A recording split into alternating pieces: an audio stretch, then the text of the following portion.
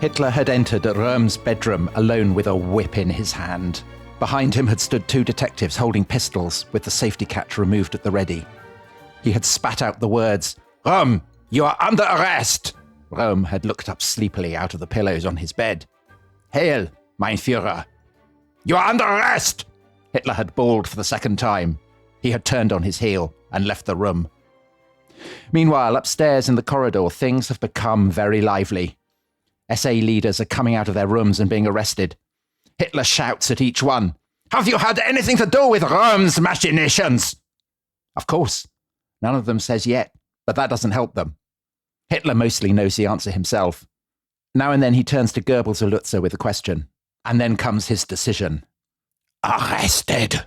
So that was Erich Kemper, who was the driver of Adolf Hitler, who was describing the morning of the 30th of June, 1934, that sees a bloody and carnivorous faction fight in the Nazi Party, a faction fight that is commemorated as the Night of the Long Knives. And Dominic, this is the first kind of the great drama, really, of the Nazis in power, isn't it? And we did, this time last year, 4 episodes on the rise of the Nazis to power. And now we're going to do 4 episodes looking at the Nazis in power. Yes. That was a slightly Inspector Clouseau-ish Hitler, I thought there, Tom. No, he was German. He was clearly indisputably German. Well, of course, Hitler had an Austrian accent. I don't know whether you were trying to give an Austrian flavour. Yeah, there. Of course. Were you? Yeah. Of course you were. Yes. So for those people who haven't listened to our series on the rise of the Nazis, please do. For those of you who haven't got time to do it and just want to crack on with the Night of the Long Knives, which, as Tom says rightly, is this seismic moment in the early years of the Third Reich. I guess we'll just give a little bit of a recap of where we got to with the Nazis and their rise to power. So as we explored last time, the roots of Nazism lie in the 1880s and 1890s in this kind of ferment of ideas, kind of social Darwinism, obsession with racial hygiene, obsession with national degeneracy, with war, with struggle, with anti-Semitism in particular. Those ideas were very current in Germany before the First World War. There are equivalents elsewhere, of course, with a slightly different flavour. But then they became intensified, I suppose turbocharged, would you say, Tom, by the Great War, the experience of the war, the shattering experience for Germany. Yeah, because they lose. And that's the key. And the fact that so many people are starving in Germany, and then they lose, absolutely. They lose, Germany loses a lot of territory. There is the German Revolution in 1918, 1919. Total chaos on the streets. The Kaiser is kicked out, fears of Bolshevism. And in this atmosphere, lots of little paramilitary parties and things flourish. One of them is the German Workers' Party, the National Socialist Party, as it becomes. And this attracts a former corporal in the Bavarian army who had previously been born in Austria, who is Adolf Hitler, who discovers that he has this brilliant gift of the gab, that he's able to articulate all the rage and resentment of former servicemen who feel betrayed by the end of the war. And in particular, his guiding principle is anti-Semitism, the anti-Semitism that he had learned as a young man in Vienna before the First World War. And he now develops this entire worldview based on war and struggle and racism, and in particular anti-Semitism. And the Nazis tried a failed putsch in 1923. Obviously, it didn't work out. Hitler was briefly imprisoned. But they profit from a couple of things. You know, in other circumstances, they would have remained an extreme, eccentric, radical party. But they profit from the fact that the new republic that's been set up in Germany in the 1920s, the Weimar Republic, lacks legitimacy from the start in the eyes of a lot of conservative Germans. That so many conservative Germans and middle-class Germans and whatnot are terrified of communism, of Bolshevism and disorder. They don't believe... It's not just that they don't believe the Weimar Republic will be a bulwark against it. They actually think the Weimar Republic is riddled with it, and that anything left of center is kind of crypto-communist. And then the absolute searing impact of the Great Depression, which is worse in Germany than almost anywhere else in the world. Massive unemployment. And against that background, the Nazis prosper as a kind of populist party. And then the terrible mistake, the conservative elites employ Hitler effectively. You know, they've run out of options. They're feuding with each other. They bring Hitler in as the hired gun, don't they, Tom? They do. And they appoint him Chancellor at the end of January 1933. And Dominic, just to name check some of those conservatives, because they will be playing a part in this drama. Yeah. We have the Reich president, who is an enormous bloke with a kind of walrus moustache called Hindenburg, who was a great war hero. Paul von Hindenburg. Yeah, war hero, exactly. Yeah. So he is very elderly. He's about 183 at this point. Yeah. And perhaps not entirely compos mentis. Then we have an effete Machiavel, he's described as by Michael Burley, von Papen. Yes. Who you described as looking like a Daily Telegraph leader writer. That's right. So they're kind of operating behind the scenes. And also, before Hitler, there is a general, Schleicher, Trotsky. So let's get a description from Trotsky. He described Schleicher as a question mark with epaulettes, which I think is a great description. And he's kind of, he embodies an ambition, perhaps on the part of generals, for a military dictatorship. Yes. And so is there a sense that the army as well are players in this? Absolutely. That they would quite fancy to be running the show? Absolutely. The most plausible alternative to a Nazi regime in 1933 is a right-wing nationalist army-run military dictatorship or something like that, maybe an alliance between the conservative business elites and the army. And there is a tension there right from the beginning in the Nazi regime. But to just finish up the recap. So in the very last episode of our Rise of the Nazis series, we described how as soon as Hitler becomes Chancellor, he unleashes this wave of violence on the streets through his stormtroopers. We'll come to the stormtroopers in a little bit, who is paramilitary kind of militia. Events play massively into his hands. An anarchist burns down the Reichstag, a Dutch anarchist, which is the parliament building. Hitler uses this as an opportunity to push through an emergency decree that allows him to suspend civil liberties. He wins an election, and then he intimidates the Reichstag, the parliament, into passing an enabling act that means he can basically rule by decree outside the constitution without the Reichstag having any say in the matter. And that is then followed by a huge purge of institutions and a kind of Nazification of German life, with everything from universities, universities actually leading the charge, students burning books and so on, to things like rifle clubs and hobbyist groups becoming Nazified. So already by the summer of 1933, you are well on the way to the formation of a totalitarian state. And the communists have been banned. The other parties have kind of purged themselves, have voted themselves into liquidation.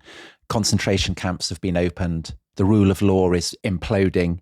So all in all, it's looking like springtime for Hitler and Germany, you might say, to coin a phrase. Very good. Yeah, exactly. But to sort of start to dig deeper into the story. So by the summer of 1933, for a lot of ordinary Germans, if you're not a communist or a keen social democrat or homosexual or, a Jew. A Jew, exactly, above all a Jew, you may well think that actually this has worked out all right. There is a sense that you have finally a stable government, a sense of energy and activity that is coming from Berlin. So from that perspective, Hitler has won he's got his enabling act. He's done well in the elections. Things are looking good. The problem for him is that there are massive tensions, as you've alluded to, within the Nazi regime from the very beginning. So on the one hand, there's a lot of people who think the Nazis should be a radical movement, that they should utterly change German society, sweep away the old order, and create a new Germany and kind of new men and women to live in it. This is the kind of, it sounds a diabolical thing to say, but almost the sort of idealistic side of Nazism. Mm-hmm. And then the other side of the coin is that this kind of national conservative old elites, the army and so on, who think, well, we're basically running the show and we don't like all this sort of disorder and stuff. Because, Dominic, the cabinet, yes, although Hitler's chancellor, there are very few kind of Nazis in it, aren't there? Most of them are still people in wing collars and all that kind of stuff. If you see Hitler with his cabinet, I was watching a documentary last night. If you see Hitler and his cabinet walking through the streets in January 1933 or February 1933, there are a whole load of men in top hats, who look like kind of Wall Street bankers or something. And there are times when Hitler appears wearing top hats, aren't Absolutely. there? And then the next day he'll be wearing his brown shirt. So he's kind of he's riding both horses. So this riding the both horses is proving increasingly difficult for Hitler. And you mentioned the brown shirt. So the brown shirts, the SA, the Sturmabteilung as they're called, they become an increasing problem for Hitler as 1933 goes on. So what are they? They had begun as, bizarrely, the gym and sports section of the Nazi Party. This was a kind of euphemism describing his squad of bouncers that he used at his meetings in the 1920s. And they end up with a much better name. They end up being called the Storm Section, which sounds much more glamorous and exciting. It's very good for attracting young men who like action and want to kind of punch up. The Darling Storms, as Unity Mitford called them. I knew this was going to come up. Unity Mitford's a great fan, isn't she? So sort of posh aristocrats who we did a podcast about who became infatuated with Hitler and the stormtroopers. The stormtroopers are the creation of a guy called Ernst Röhm, who you mentioned right at the beginning. Röhm he looks like such a bruiser, doesn't he? If you see photographs of him, he looks like a man who would be standing outside a nightclub with a shaven head. Except in his last year where he looks like Uncle Monty from Withnail and I, which will mean nothing to you because I know you haven't seen it. Yeah. But I know Richard Griffiths. Yes. Yes. Yes. Well, anyway. I think it's fair to say he puts on weight by the end. He definitely does. He's a man of size. The muscle turns to a bit of flab. He's a man of size. So Röhm is a veteran. He's from Munich. He's the son of a railway official. He is a veteran of the First World War. Like so many young men, he'd gone to the Western Front with great enthusiasm. A shell had blown part of his nose off. He'd been badly injured at Verdun. He had then joined the Freikorps, these kind of paramilitary units in the chaos of the 1920s. And then he'd been attracted to the Nazi Party. And Röhm is absolutely typical of these people who are called the front generation. They absolutely romanticize and glamorize the experience of the trenches and the camaraderie. Of course, that includes Hitler, right? Absolutely. But he is even more enthusiastic about violence and street fighting than Hitler. As far as Röhm is concerned, I think street fighting is Nazism. And everything else, like the politics and discussing policy, he thinks that is boring, a waste of time, and actually a compromise with the old order. He loves cracking heads and having big fights. Because we should say that the Nazis come to power adopting a double approach. One, politically, they play the democratic games incredibly well. I mean, Hitler blazes all kinds of innovations that subsequent democratic leaders will follow, but also seizing control of the streets. Yes. And they're mainly fighting communists. But the establishment of Nazi rule means that the Nazis have irrevocably seized control of the streets as well as of the democratic institutions. Exactly as you say, Tom. There's a weird paradox at the heart of the Nazi regime in 1933. On the one hand, they're clearly fomenting disorder on the streets. The stormtroopers are running amok, beating people up, smashing kind of Jewish shop windows, beating Jews up, strutting around real bully boy kind of behavior. So they're responsible for disorder. On the other hand, Hitler's promise to the German people is, I'm going to end disorder. I'm the person who will make Germany great again and get everything calmed down. So he's absolutely riding two horses. Now, there's been a long-running tension between the SA and the rest of the Nazi Party because the SA throughout the 1920s had become more and more a kind of party within a party. Röhm had been in and out. So at one point, he'd actually gone off to run the... He went to Bolivia, the Bolivian army, which is a very bizarre career move. So not the last Nazi to go to South America, of course. Yeah, exactly. Very good. There'd been a bit of a crisis in the SA, which we don't need to go into. They'd fallen out with some of the rest of the Nazi Party, and Hitler had brought Röhm back. Now, Röhm was never... He's a strutting bully boy sort of man. He's kind of Mussolini-esque. Yes, I guess so. Without Mussolini's brains, actually, because Mussolini was a journalist. Röhm doesn't have any of that. But he's physically imposing. Absolutely. And presumably Hitler has brought Röhm back because he needs his street fighting savvy. Yes, exactly. Even though he knows that Röhm is not happy about pursuing kind of political means, that Röhm just wants to have endless fights. Get out there and have a crack at the commies. Exactly. The shadow that hangs over Röhm is that he is very flagrantly gay. Everybody knows this. Lots of Hitler's sort of cronies say to him, oh, Röhm is a terrible man, kind of carrying on with blonde-haired youths, all this stuff. This is not what a Nazi should do. And actually, Hitler gives him a bit of a pass on it because he needs Röhm and he knows that he has the loyalty of all these stormtroopers. So there is a slightly odd and unexpected twist. It's a bit like Mrs. Thatcher, very tolerant of her minister's foibles. Right. That's a comparison that I would expect from a lot of Twitter academics, but not necessarily from you. There you go. Woke history. The old Hitler-Thatcher comparison again, I see. You can take the child out of the 1980s, but you can't take the 1980s out of the child, right? Yeah, right. So let's fast forward to the summer of 1933. The SA, the Sturmabteilung, the stormtroopers, have now swollen to an enormous size.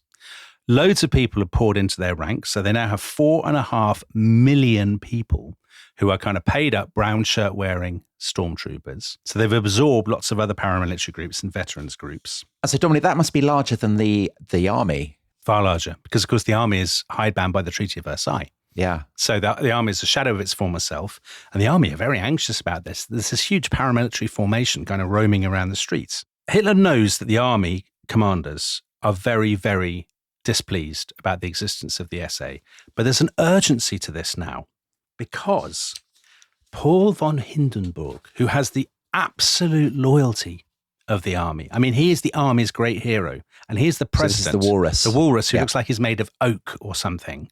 He's like the personification of Prussian rigor. He, as you said, he's actually, I think, about 85. But as you said, he appears to be 270. And he is clearly not long for this world. And when he dies, which is going to be in the next year or two, the army may well insist that one of their people becomes head of state. And that will be a problem for Hitler. It could be a rival power focus. It could be somebody who could act against him and undermine his regime. And so as the SA, the stormtroopers are kind of running amok and causing all this trouble and actually turning the army against them, that makes Hitler very nervous because Hitler knows he cannot afford to alienate the army commanders. What is worse is that Röhm, what did you call him, Uncle Monty, crossed with a kind of... Scarface. Yeah. Because he is scarred, isn't he? He's lost his nose and everything. Yeah, so a noseless Uncle Monty. Yeah.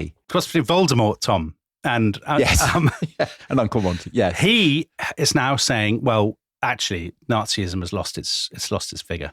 It's lost its radical impetus. We need a second revolution, a revolution within the revolution. He says the German Revolution has fallen asleep. This is all in the summer of 1933. And there's this argument, are we going to have a permanent revolution?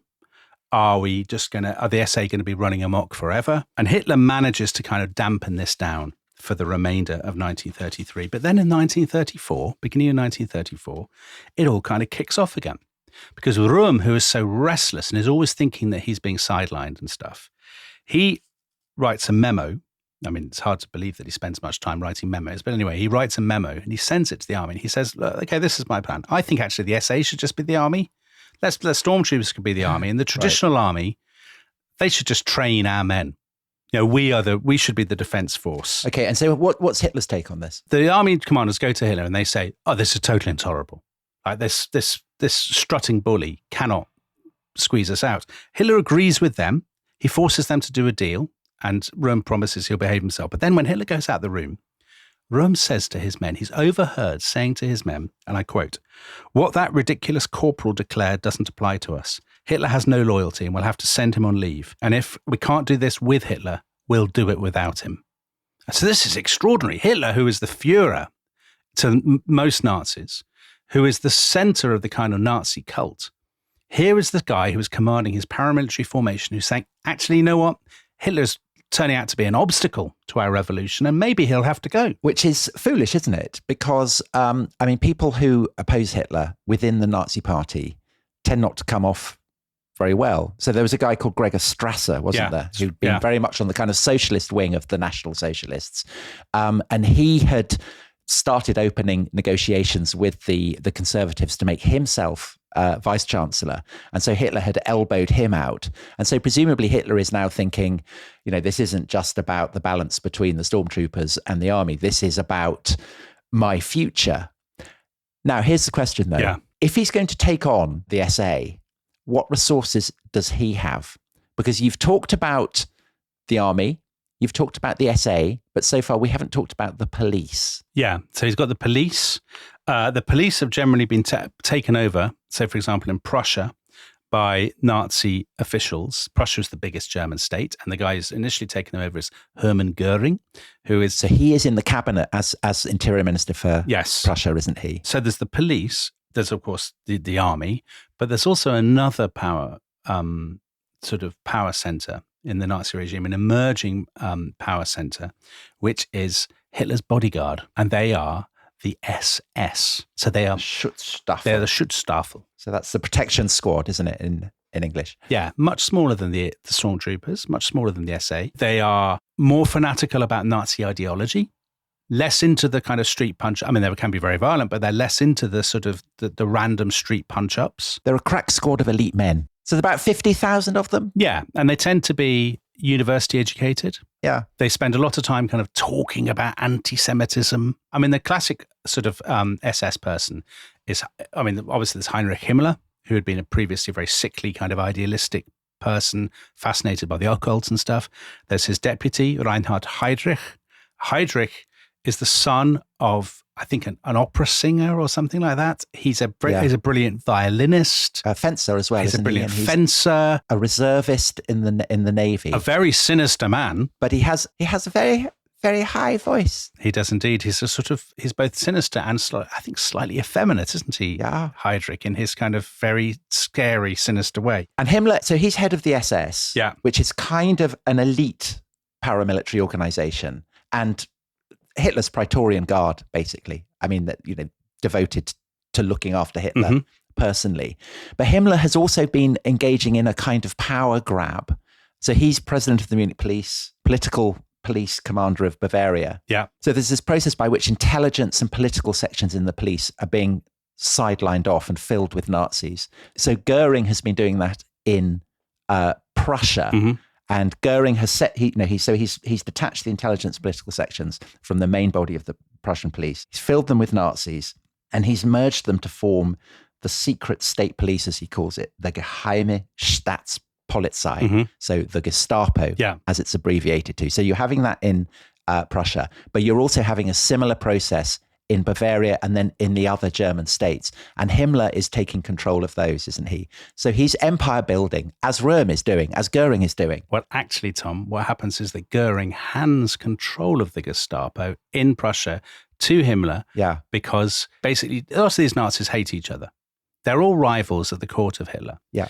But all of Röhm's enemies basically decide it's in their interest to team up against him, to make him the scapegoat. It's like bullies turning on each other, and they decide one of them's going to be the scapegoat, and that's Röhm. And so Goering and Himmler and all these other people, they basically decide to share out power among themselves to sort everything out so that they can move against Röhm. But just to emphasize, it's not just that they are teaming up as political figures, but as figures who have manpower behind them. Yeah, as institutional figures. Because if Hitler is going to take on the SA, he obviously needs people who can, wield the guns and the lorries and do the shooting and everything. He does indeed. And are the army going to be complicit in this? I mean, will the army provide help? Hitler is very anxious about the army because by the spring of 1934, the Hindenburg issue is more pressing than ever. It is very clear that there are a lot of people in the kind of national conservative elites who are close to the army who are extremely anxious that after more than a year, Hitler is getting more and more power and that he is not proving to be the kind of pliant tool that they hoped. So the classic example of this is this guy, Franz von Papen, who was Chancellor a couple of chancellors ago. He's now Hitler's vice chancellor. He's a man who basically wants to turn back the clock before the First World War and have a kind of arch-conservative kind of regime. And on the 17th of June, 1934, Papen gives a speech which is seen as a real threat to Hitler. It's actually an extraordinary moment in the history of the Third Reich. He says, under the German Revolution, under our revolution, selfishness, lack of character, insincerity, lack of chivalry and arrogance have all flourished. He says, we can't live in a constant state of revolution.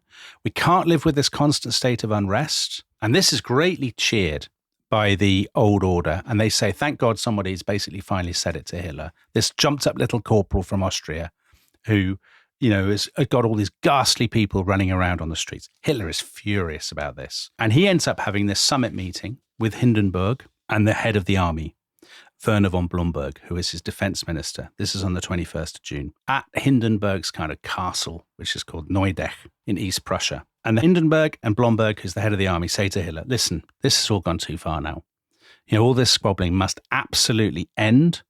You must bring your party and your movement to heel, to order, and that there's an implicit threat there, right? Which is that if Hitler doesn't act, the army will. Then the army will, exactly. Now, meanwhile, Tom, as you said, the Gestapo, the intelligence organizations, the police, which are under the control of Ernst Röhm's enemies, people like Himmler and Heydrich. And are now operating on a national level. Yes. Because there'd been no national police force under the Weimar Republic, had there? So again, this concentration of police power and of SS power on a kind of federal level is giving Hitler the opportunity to strike, presumably. They go to Hitler and they say, we have evidence that the Röhm, the SA, the stormtroopers are planning a coup against you, that you are going to be kicked out. They maybe are in league with the French. And, you know, the hour is dark. It could happen any moment now. You have to move. And is this true?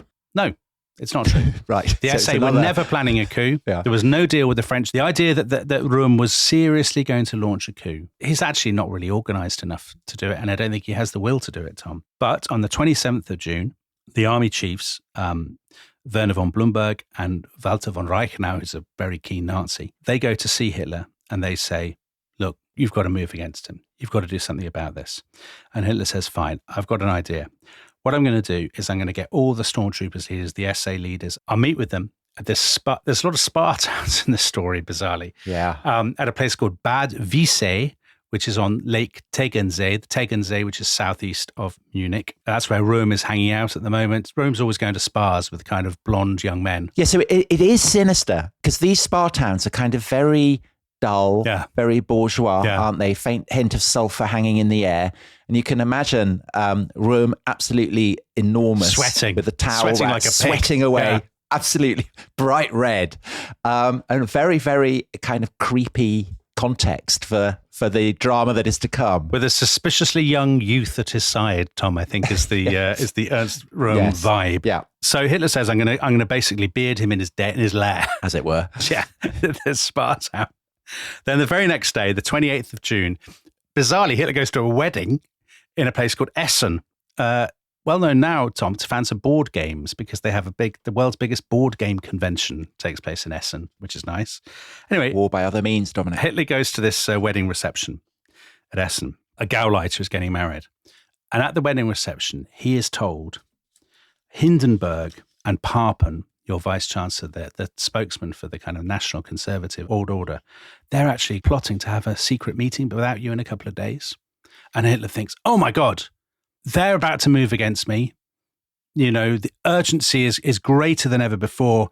I absolutely must take this opportunity to crush all my enemies in one go. So Röhm and the stormtroopers on one hand, and the representatives, the conservatives on the other. And he rushes off from the wedding reception. He'd be a rubbish person to have at a wedding reception anyway, because of course he doesn't drink and he doesn't smoke. And he likes to be the centre of attention. And like you, Tom, he's a vegetarian. Yeah. So basically, if they're all eating sausages and beer and drinking beer and having a final time, he's a real misery to have at your wedding. He's nibbling on some spinach. But presumably, I mean, he must hate weddings because he's not the focus. Yeah, of course. Of course. He'd be the last person I'd invite to my wedding, Tom. I'll be frank. I mean, I had you to my wedding. Well, I'm glad you've got that. You came to my wedding, but I didn't have Hitler, and I wouldn't have had him. But Dominic, to be fair, when you invited me, I didn't then go storming off and order a bloodthirsty putsch. No, you didn't. So, no, you didn't. So I think the comparison can only be pushed so far. Okay, is what I'm saying. I just want that on the record. That comparison has dogged you all your career. Anyway, so yes, Hitler races away from the wedding. He goes back to his hotel. He says, put the army on alert. We're going to move. He says to Goering, who's also at the wedding, presumably been stuffing himself with sausages. He says to Goering, go back to Berlin. Prepare to deal with the conservatives. I will handle the stormtroopers in Munich. You deal with the conservatives in Berlin. The night of the long knives, Tom, is about to get started. So let's take a break there. And when we come back, spa action.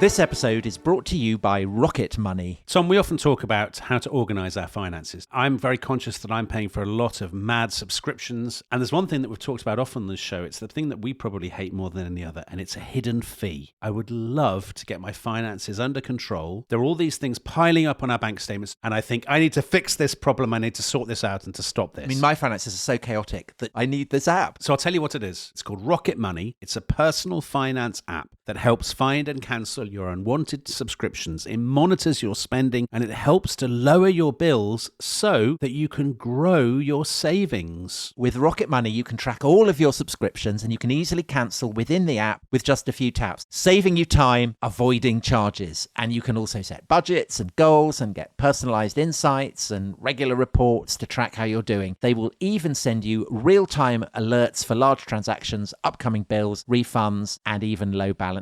So let Rocket Money help you reach your financial goals faster. Join at rocketmoney.com/ishistory. That's rocketmoney.com/ishistory. rocketmoney.com/ishistory. Marvel Television's Wonder Man, an 8-episode series, now streaming on Disney+. A superhero remake, not exactly what we'd expect from an Oscar-winning director. Action! Simon Williams, audition for Wonder Man. I'm gonna need you to sign this, assuming you don't have superpowers. I'll never work again if anyone found out. My lips are sealed.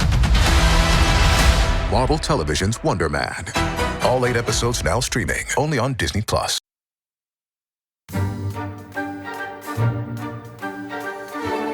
Hello, welcome back to The Rest is History. We are looking at the Night of the Long Knives. And Dominic, the Night of the Long Knives is approaching. But before it gets launched, we go to another spa, don't we? Yeah. So we promised listeners spas, and we are absolutely fulfilling that promise. An enormous amount of this podcast is Hitler just checking into and out of various hotels. So he's been to the wedding in Essen, and now he races to a town called Bad Godesberg in Westphalia, because he's gone to look at some labour camps. He's gone to inspect some labour camps in Westphalia. And then he goes to this hotel, the Rhine Hotel in Bad Godesberg, where Goebbels comes to meet him. So Goebbels, who we haven't talked about, PhD in, what is it? Sort of theatre, romantic theatre or something. The propaganda minister. Malignly genius at propaganda and all that kind of thing. Yeah. And because he writes a diary, we know loads about the Third Reich through Goebbels' diaries. So he's come to this hotel, and I imagine a hotel with white tablecloths. Absolutely. A little bit shabby. Yeah. And very elderly waiters. I would almost certainly, Tom. And again, the faint smell of sulphur. So just, that's the scene. And Goebbels pitches up, and Goebbels says, great, we're going to do this coup, within our own regime. And Hitler says, yes. Goebbels thinks it's going to be against the conservatives. And Hitler says, it's not just against the conservatives. It's also going to be against Röhm and the stormtroopers, because I now have evidence that Röhm is plotting with the French. And he says, heads are going to roll, blood will be shed. I remember when we were researching this, Tom, we were on a flight to Australia. You said you'd been reading all about it, and you'd come to the conclusion that Hitler was a terrible man. Hitler behaved very poorly. I really did. And I really did. I had that vague impression, but when you get up close, he's a terrible man. He is. You wouldn't. I mean, if you're in a spa, you wouldn't want him turning up. That's what I'm saying. No, because his violence against his enemies, horrendous, obviously, but sort of with Hitler's twisted worldview, explicable, I suppose. But he's now using that violence and that sort of sadistic ruthlessness against people who have been at his side for more than a decade, partners in his movement. Well, because presumably he is Germany. He is he's the embodiment of Germany. And so therefore, people who rub him up the wrong way are rubbing Germany up the wrong way. That would be his justification, I guess. Yeah, I think so, absolutely. And I also think there's a histrionic side to Hitler. And when he is challenged, he can't take it. And because there's an enormous amount of him working himself up into a fury and kind of spitting and foaming at the mouth in this story, isn't it? So this is what he's doing in this hotel. Well, I think that's what I conveyed in the opening passage. Absolutely, with the Clouseau voice. Yeah. It wasn't Clouseau, it was Austrian. Oh, so Austrian, okay. Overnight, 29th of June, 30th of June, Hitler flies to Munich, and he takes a whole load of adjutants and bodyguards, and he also takes Goebbels with him. And they land in Munich. Rumours of this have obviously travelled around Germany, that something is coming, some kind of confrontation between the stormtroopers and the rest of the party. And some of the stormtroopers have gone berserk already and have kind of been rampaging around the city, demonstrating. I mean, they've apparently been shouting in Munich, the Führer is against us, the Reichswehr, the army, is against us. SA, come out on the streets, show your defiance. Now, it's not so much a challenge to Hitler as an expression of their fear and frustration, I think. But Hitler interprets this as the beginning of the coup. And he says, right, we have to absolutely act immediately. So he goes to the Bavarian Ministry of the Interior, which is in Munich, and he summons the local leaders of the SA, who think of themselves, of course, as loyal to Hitler. As servants. Yeah. They're Hitler's, they think of themselves as his keenest, most devoted servants. And I suppose in many cases they are, because lots of them have been with Hitler since the very beginning. Absolutely. Absolutely they have. This is Hitler's terribleness as a man, Tom. That they come in, mein Führer, all this kind of meek and mild, and he grips the badges off their tunics and shouts at them, "You're under arrest and you're going to be shot." And do you think there's spittle flying in their faces? There's all kinds of spittle, Tom. This is very spittle and spar-rich story. Yeah.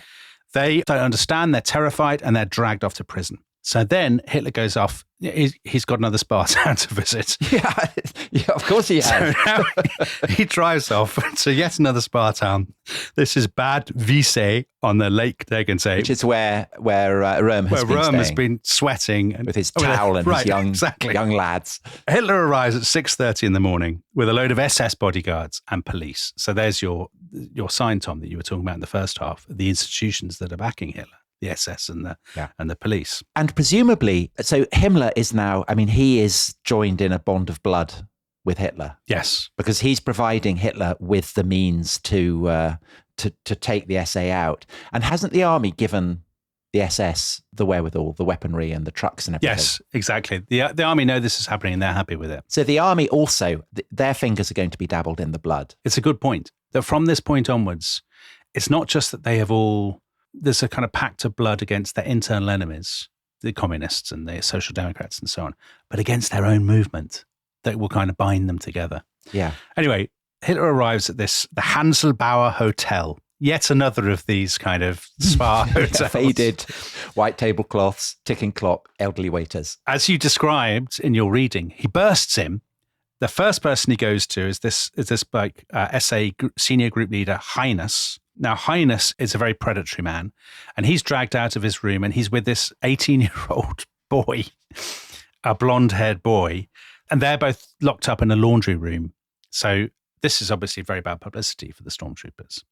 Then Hitler goes in to see Röhm. Röhm is kind of, as you described, Röhm is a bit bewildered by it, but he's kind of taken out. Kind of sleepy. What's going on? And he just sort of sits in the foyer of the hotel in the reception area smoking a cigar, like placidly unconcerned, so it appears, while all this bustle, people are being arrested all around him. Because I think Röhm just thinks, well, this will probably, who knows what's going on, this is going to sort itself out. Troubles. Yeah. Meanwhile, Hitler is kind of rampaging around this spa hotel, bursting into people's bedrooms and shouting, "Arrested! Arrested!" And it's the worst kind of spa break, isn't it? People are being dragged out. They're all locked in the laundry room, which is also the basement. They're being locked in the basement. Shambolically, loads more SA people are arriving because they think there's going to be a big meeting with Hitler. So as they're getting out of their cars, all the sort of smiles and handshakes, Hitler has them arrested. His men have to charter a coach, I think from Bad Wiessee, so it must be the only coach firm in Bad Wiessee, to take them all to Munich because they're so kind of ill-prepared. Eventually, Hitler goes back to Munich. He's absolutely frothing at the mouth. People actually do describe spittle flying from his mouth as he talks, Tom. Yeah. He says, Röhm is guilty, he says, of the worst treachery in world history, which is it's a big claim. Yeah. He says he's been given 12 million marks by the French, and he was going to hand Germany over to the French. We must kill him and his conspirators. And actually, all Hitler's cronies say, "Oh, I'd like to kill Röhm, please." Rudolf Hess, who's like Hitler's poodle, begs him, virtually on bended knee, "Can I please have the privilege of shooting Röhm?" Again, this paints the Nazis in a very bad light, Tom, because these are their own comrades. They're their own partners in evil that they want to turn on. They go through lists and Hitler's kind of crossing them off. But actually, at first, he doesn't order that Röhm be shot. He hesitates. Because presumably it's embarrassing for him. It's incredibly embarrassing. Because he's personally invited Röhm back from Bolivia, La Paz or whatever to run the SA. Exactly. So it reflects badly on his choice of personnel. Hitler is not a sentimental man. I don't think he's going to be sentimental about shooting Röhm, but I think he knows it's a big step. So this has been happening in Munich, and most of the targets are the SA. But meanwhile, in Berlin, the man in charge there has been Göring. So Goebbels had rung Goering that morning with a password, Tom. The password was colibri, which is hummingbird. And when Goering heard that, he knew that it was time to move. Goering, also an absolutely disgraceful man, he got dressed up specially in a white tunic, white boots. I mean, a white boots on a man, I think, is never a good look. And sort of blue trousers. So he cuts a very peacock-like figure. And then he's striding up and down his office, going through lists of people. It's very kind of Julius Caesar, Tom. Well, it's the prescriptions. It's the triumvirate. He's saying, they're going through lists and he's saying, shoot him. Yeah, shoot him. And he's kind of bursting into loud laughter at the thought of all these shootings and all this kind of thing. But all the people who end up being shot, or not all the people, but a lot of the people who end up being shot in Berlin are the National Conservatives kind of old order people. Right. And the most significant is General Schleicher, who we mentioned. The previous Chancellor. The previous Chancellor and his wife. Yeah. An SS squad arrive at their house, open the door, you General Schleicher, yes you are, bang, bang, and his wife, and they're both killed. Papen is not no shot, is he? Because that would be too embarrassing. He's put under house arrest because he's the Vice Chancellor. It'd be incredibly embarrassing. But his press chief and his speechwriter, so Herbert von Bose and Edgar Jung, who are the people who've been writing his speeches saying an end to the Nazi revolution, let's all calm down, things have gone too far, they are shot. A load of other kind of old Hitler rivals are killed in various ways. Gregor Strasser. Yeah. The guy who was a kind of populist Nazi who had walked out of the rival who'd stepped down, he'd gone off to become a chemist, and he gets killed. And a guy who had, for people who listened to The Rise of the Nazis, to the episode about the beer hall putsch, there was a guy who was the big cheese in Munich in those days, who was a guy called Gustav Ritter von Kahr. He's actually hacked to death. He's cut into pieces by the SS, which was very poor form, Tom. And there's, you mentioned Roman history. After the murder of Julius Caesar, famously, a poet called Cinna is killed in the mistaken belief that he is one of the conspirators. Oh, that's right, yes. And a very similar thing happens with this, doesn't it? So a music critic. Yeah. Called Schmidt. Who has the wrong name. Yes. Gets killed. Because they think he's another Schmidt. And there's also a guy who'd actually helped him to edit Mein Kampf. A guy called Bernhard Stempfler. He is killed as well by a complete accident. So in all, about 85 people are killed. There's a lot of score settling. Poetic justice, one might say. Poetic justice, very good. It's the settling of old scores. It's faction fighting, feuding. But it's also a message to two groups. One is the SA. You'll get back in line, get back in your box. And the other is the Conservatives. And to the army. Yes. And presumably to the whole German people. Absolutely. So Röhm, just to tie up his fate, Hitler waits for another day, but while he's deciding what to do with him, there's some talk of a show trial. But actually, on the Sunday, the 1st of July, at a garden party, would you believe? So it's it's the weird way in which there is this sense of faded gentility behind it. Yeah. You know who I'd like to see make a film about this? Unexpected would be Wes Anderson. I knew you were going to say Wes Anderson. He loves a kind of faded spa town, doesn't he? Yeah, like the Grand Budapest Hotel, something like that. Yeah. Well, it's a sort of death of Stalin, the Armando Iannucci film. Yes. There's that sort of, it's not a comedy because obviously a lot of people die, but there is a kind of blackly comic side. Grotesque. Yes, side to all this. It's a grotesque story. In a very grim way. Anyway, at the garden party, Hitler says, fine, Röhm's got to go. So a load of blokes go to the prison in Munich, SS men, and they leave Röhm with a pistol. They say he should take his own life. And they leave him with a newspaper where he can read about his own treachery. And hopefully this will encourage him to take his own life. After 10 minutes, there's been no shot. No sound. They come back in. Right, no good. As Ian Kershaw says in his book, whether Röhm had used the 10 minutes to read the newspaper is not known. They take the pistol away and then they come back in. Röhm, by this stage, rather bizarrely, has taken his top off and is standing there sort of topless, kind of in a sort of strutting pose. It's not clear whether this is a challenge or whether he thinks it's better to greet his death. Well, it's a kind of bearing of the chest for a sword. I guess so, yeah. Maybe, again, it's a kind of echo of a Roman. Yes. I don't know. Although rather pathetically. Run me through. Rather pathetically, rather like Indiana Jones shooting that bloke in Raiders of the Lost Ark. They just shoot him and then that's the end of him. Yeah. He's dead. So the whole thing is done and dusted that day. Hitler's announcement on this is very... The former chief of staff Röhm was given the opportunity to draw the consequences of his treacherous behaviour. He did not do so and was thereupon shot. Yeah, that's all he says. Branding him with infamy. Yes. So Hitler then goes to his cabinet on the 3rd of July and he says, yeah, I didn't have any recourse to legality. We've killed all these people. And the cabinet, they draft a law for the emergency defense of the state. And this law is obviously a total joke because the law says everything Hitler did in the last few days is legal. Yeah. That's literally the law. So it's a kind of retrospective legal justification for murder, Yes. for mass murder. Hitler is clearly anxious about it because it takes him 10 days, another 10 days before he goes to the Reichstag, to the parliament. Because presumably there are lots of people in the Nazi party who've lost friends. Yeah, of course. And who are worried that Hitler has gone mad and is turning on his own.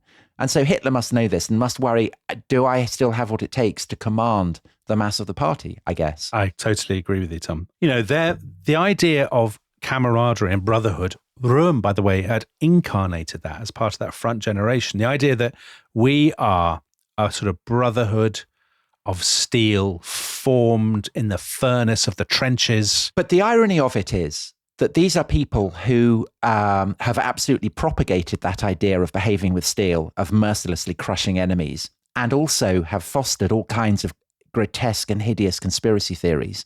And they have now been monumentally hoisted by their own petard. Yeah. They've been brutally crushed, and Hitler is kind of alleging all kinds of dark conspiracies against them. Yes, absolutely. But he's still very, as you say, he's very anxious. So you said people lost friends. 13 members of the Reichstag have been killed in this purge. Yeah, right. And there are people who were really close friends with some of the SA men who are in the Reichstag when Hitler gives the speech. And Hitler speaks for 2 hours and he's completely unrepentant. And he says, sure, I broke the law. I took the law into my own hands. But he says, all I can say is, in this hour, I was responsible for the fate of the German nation, and I was the supreme judge of the German people. I gave the order to shoot those guilty of this treason, and I gave the order to burn down to the raw flesh the ulcers of our internal well poisoning and the poisoning from abroad. Can you have an ulcer of an internal well poisoning? I think you can if you're the Führer. Yeah, I suppose you probably can. Because you can do what you like. You can make any mixed metaphor. Because also in that speech, he it is not my responsibility to ascertain whether, and if so, which of these conspirators, agitators, nihilists, and well poisoners of German public opinion has been dealt too hard a lot. Rather, my duty is to make certain that Germany's lot is bearable. So basically, in other words, I can do what I like because I am Germany. Exactly. L'état c'est moi. And you know what? The public like it. The German people, by and large, I think it's fair to say, are pretty happy. Because a lot of people are deeply resented the SA, the bullying, the street violence. They thought they were thugs, jumped up football hooligans. And finally, the Führer has cracked down on them. Good for him. Maybe Rome was plotting with the French. You know, great that no one liked him. Get rid of him. I mean, the thing about the SA is that violence is seen as legitimate. And so if you are, I don't know, an average citizen going out for your Saturday shopping or whatever, and you have gangs of pot-bellied guys in brown shirts waving flags and shouting slogans, it's menacing and intimidating. Yeah, exactly. And you want to see it come to an end. Exactly. It's perfectly judged, actually, to appeal to those middle-class people who basically want a quiet life. They want order. They want Germany to be great again. They want an end to unemployment and inflation and all the things that they associate with the Weimar Republic. And, you know, the fewer strutting bully boys in their little town, as far as they're concerned, the better. So they're delighted. And what about the army? The army are absolutely, I mean, there are lots of winners. So the SS are big winners, of course. Himmler will now accumulate more and more power. His what had begun as a bodyguard now becomes the kind of, as you said, the Praetorian Guard, unchallenged Praetorian Guard of the Nazi regime. But the army in particular, Werner von Blomberg, the defense minister, the guy who's supposedly speaking up for the Reichswehr, for the army, he had led the vote of thanks to Hitler in the cabinet meeting. So with all this settled, a month later, the big development, Hindenburg is on his deathbed, the president. Hitler flew to see him on the 1st of August at his castle in East Prussia. Hindenburg was so far gone that he mistook Hitler for the Kaiser and addressed him as Kaiser. I mean, what a symbolic moment, Tom. Hitler goes back to Berlin, knowing that Hindenburg only has hours left. And he has all his ministers put their names to a law that says when Hindenburg is dead, to honor him, it's like retiring the shirt of a footballer. The office of Reich president will be retired. But Dominic, am I right in thinking that the idea for that actually comes from the army, not from Hitler? Well, the idea for the oath comes from the army. So the office is retired, Reich president. There will now just be a Führer, a leader, and Reich Chancellor. We always say Führer, but actually Richard Evans in his books on the Third Reich calls him the leader because, let's sort of demystify the word and think of it as Germans would have thought of it. There is just going to be one leader. And Blomberg and Reich now, the army chiefs, exactly as you just said, they think, let's bind Hitler to us. And the way we'll do that is we will make everybody in the army swear an oath of unconditional loyalty to the leader as supreme commander. And of course, what they don't realize is instead of binding Hitler to the army, they are binding the army to Hitler because everything that follows, all the crimes in the Second World War come from this. So it's exactly repeating the mistake that the Conservatives had made. Yeah. In thinking that they could use Hitler, they could ride this particular tiger. Yes. Later in this series, we will explore a bit more why the army thought that, because so much of it is about Hitler's foreign policy ambitions and how much at first it appears that they dovetail with the army commander's ambitions to have a strong army, to make Germany great again, all this kind of stuff. But just for the time being, there's a plebiscite, a referendum to approve this change. And that happens in the middle of August. 90% of the public approve that Hitler is head of state, head of government, leader of the Nazi party. So it's still not quite kind of North Korean levels. Not quite. Approval. There's an awful lot of intimidation and whatnot. I mean, Hitler loves a referendum. Mm-hmm. This is a great series of Spartans and referendums. This is what he's all about. Absolutely. So there's already a cult of Hitler.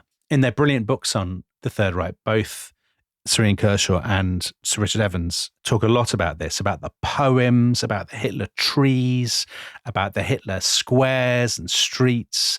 That had started in 1933, but in 1934, it really becomes embedded and gathers momentum, and it becomes what people call a kind of Führer state. Everything is about the leader. The Führer is the state. Absolutely. He is Germany. I mean, it's not that he's representing Germany. He is Germany. He is Germany. Exactly. Yeah. The Führerprinzip, the idea of working towards the Führer, all of these ideas. And all of this reaches its kind of symbolic apotheosis. Just a few weeks later, there is an assembly, Tom, of the Nazi party in a great city in southern Germany. And many of our listeners will have seen the extraordinary cinematic images of Hitler walking through the parade grounds, very Star Wars, past the serried ranks of stormtroopers and Nazi party members and soldiers. Now, what that moment is, we will discuss next time, because I know you're very excited because you're going to be taking us through this story of what happens at Nuremberg in 1934 and the window that offers us into the world of Nazism, Nazi ideology, Nazi behavior, Nazi propaganda, all of that stuff. The way, Dominic, that the Nazis set about brainwashing a nation. Brilliant. So that's all very exciting. Now, the great news, we love to brainwash a nation ourselves. In fact, brainwash the world, Tom. Well, we love to brainwash a podcast audience, we do. Don't we? So if you're in the mood for a little bit more brainwashing, you can hear the rest of this series right now by signing up at therestishistory.com. Now, just to give you a sense of what the series is going to be, there will be episodes on Nazi propaganda and Nazi ideology. There will be 2 episodes on Hitler's road to war, his plans for war, and also on the Anschluss with Austria, with Hitler's native land. And there will also be an episode about the Nazis and the Jews, and in particular, Kristallnacht, the night of broken glass. And Tom, on that bombshell, we will see you all at Nuremberg. Goodbye.